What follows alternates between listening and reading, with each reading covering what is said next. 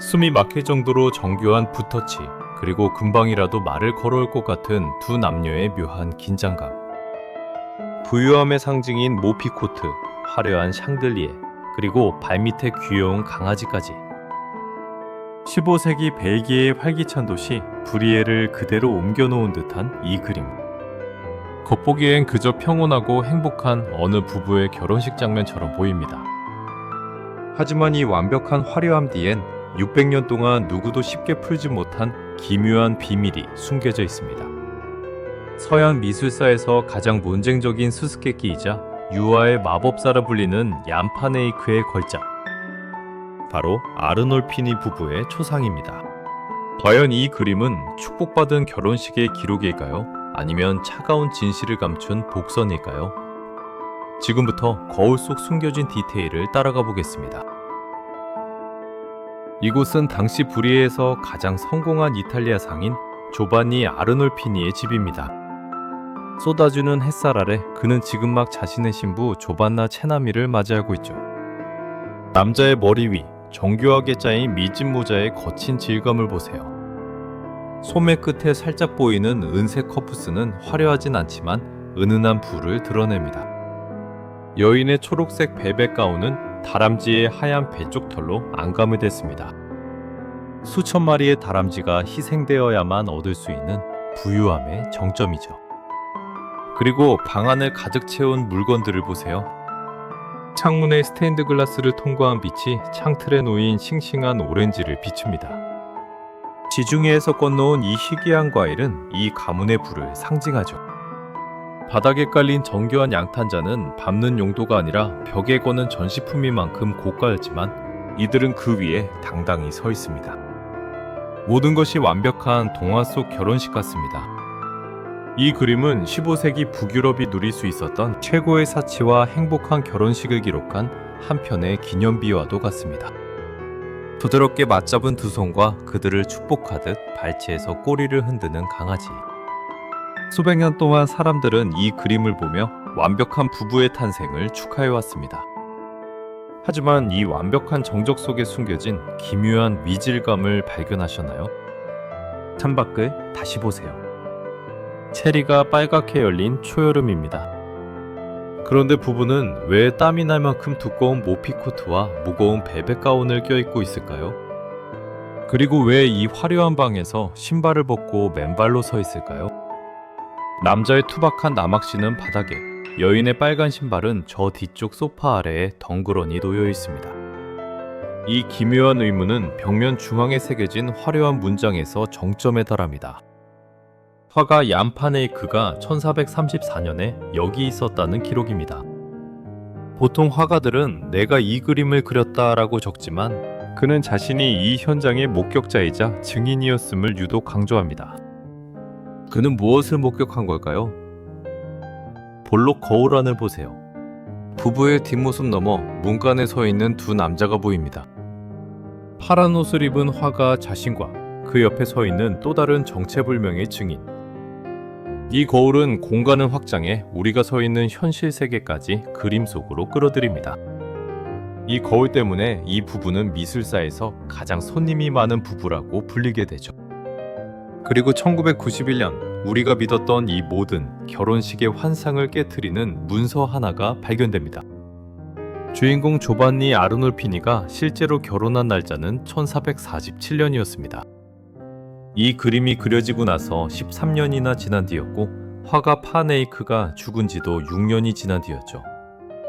그렇다면 이 그림 속 여인은 대체 누구일까요? 학자들은 아르놀피니 가문의 또 다른 인물에게 주목했습니다. 바로 조반니의 사촌인 조반니 디 니콜로 아르놀피니입니다. 그리고 그의 옆에 선 여인은 그의 첫 번째 아내였던 코스탄차 트렌타로 추정하는 것이죠. 비극은 여기서 시작됩니다. 그녀는 이 그림이 그려지기 딱 1년 전인 1433년 아이를 낳아 세상을 떠났습니다. 이 사실을 알고 다시 그림을 보세요. 아까 보았던 풍요로운 방은 이제 거대한 추모의 공간으로 변합니다. 여인의 옷차림을 다시 한번 자세히 보시겠어요? 2,000마리의 다람쥐 털로 안감을 댄 이 무거운 가운은 단순히 부의 상징이 아닙니다. 당시 북유럽에서는 죽은 자를 안치할 때 가장 귀하고 화려한 옷을 입히는 풍습이 있었습니다. 창밖은 한여름인데도 그녀가 두꺼운 겨울용 옷을 입고 있는 이유, 그것은 이 그림이 실제 시간이 아닌 고인을 위한 마지막 예우를 담은 사후 초상화이기 때문입니다. 여임의 손을 보세요. 무거운 드레스 자락을 앞쪽으로 끌어당겨 배 위로 풍성하게 모으고 있습니다. 많은 이들이 이 자세를 보고 그녀가 임신했다고 오해하곤 하죠. 하지만 이것은 엄청난 양의 최고급 벨벳 원단을 사용했다는 것을 보여주기 위한 당시 귀족들의 과시 방식이었습니다. 동시에 이 두툼한 옷자락은 슬픈 의미를 더합니다.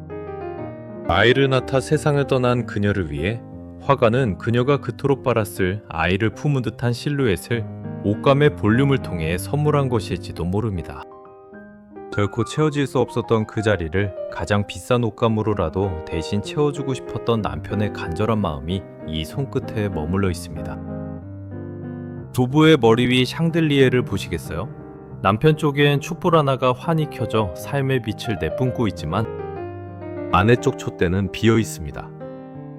자세히 보면 다 타버린 촛농자국만 남아있죠. 이미 꺼져버린 생명을 뜻합니다. 거울 테두리에 박힌 12개의 작은 장면들을 보세요. 예수의 순환을 담은 이 메달들은 정확히 나누어져 있습니다. 남편 쪽 메달들은 예수의 삶과 가르침을 묘사하지만 아내가 있는 오른쪽 메달들은 모두 예수의 죽음과 부활만을 담고 있습니다. 남편은 삶의 영역에, 아내는 죽음의 영역에 속해 있음을 화가는 정교하게 분리해 둔 것입니다. 조금 전 귀엽게만 보였던 강아지는 이제 그녀의 영혼을 사후 세계로 안내하는 수호자로 보입니다. 여인의 손 바로 뒤 침대 기둥에 새겨진 출산의 수호성인 성 마가렛 조각은 그녀를 죽음으로 몰아넣은 비극적인 출산을 상기시키죠. 그 옆에 걸린 작은 빗자루는 그녀의 가사 의무를 상징하지만 이제는 쓸쓸히 멈춰버린 그녀의 삶을 대변하는 듯합니다. 파네이크는 이 방의 구조조차 삶과 죽음의 경계로 나누었습니다. 남편 쪽 창문은 밖으로 열려 세상을 향한 남자의 의무를 뜻하고, 여인 쪽의 붉은 침대는 그녀의 안식처이자 시신을 안치하던 당시의 풍습을 떠올리게 합니다. 당시엔 침실이 곧 거실이었고 불을 과시하는 장소였지만 동시에 생과 사가 교차하는 곳이기도 했습니다. 벽에 걸린 유리 로자리오 구슬을 보세요. 빛이 투명한 유리를 통과해 반사되는 이 놀라운 표현력. 파네이크는 물감에 기름을 섞은 유화 기법의 혁신을 통해 사물의 질감뿐만 아니라 그 뒤에 숨겨진 성스러움까지 담아냈습니다. 심지어 그는 과학적인 원근법마저 포기했습니다. 바닥, 천장, 창문의 소실점을 일부러 제각각 설정하여 우리가 이 방의 모든 상징물과 배경의 나무 조각 디테일까지 가장 완벽하게 볼 수 있게 만들었습니다. 덕분에 부부는 실제 공간에 맞지 않는 거대한 존재감을 뿜어내며 우리 앞에 서 있습니다. 현실이 아닌 기억 속에서만 가능한 완벽한 재구성입니다. 얀 파네이크는 빛의 연금술사였습니다. 깨에 털 한 올 한 올에 닿는 빛부터 벽면에 나뭇결 하나하나까지 그는 유화를 통해 빛을 포획했고 그 빛으로 한 남자의 기억과 한 여인의 죽음을 영원히 박제했습니다. 다시 거울을 보세요. 화가와 정체불명의 조수, 그리고 수세기 뒤의 당신까지. 그는 단순히 초상화를 그린 게 아닙니다. 사랑하는 사람을 떠나보낸 남자의 무너지는 마음을, 그리고 죽음조차 갈라놓지 못한 그들의 마지막 서약을 이 작은 나무판 위에 영원히 새긴 것입니다. 여러분은 이제 무엇이 보이시나요? 아까 보았던 화려한 불의의 상인의 결혼식인가요? 아니면 떠나간 아내를 향해 600년 동안 이어지는 한 남자의 애절한 이별 편지인가요? 우리는 여전히 그 문간에 서서 파네이크가 남긴 가장 정교하고 아름다운 수수께끼의 목격자가 되어 있습니다. 시청해주셔서 감사드리며 여러분의 생각을 댓글에 남겨주세요. 고맙습니다.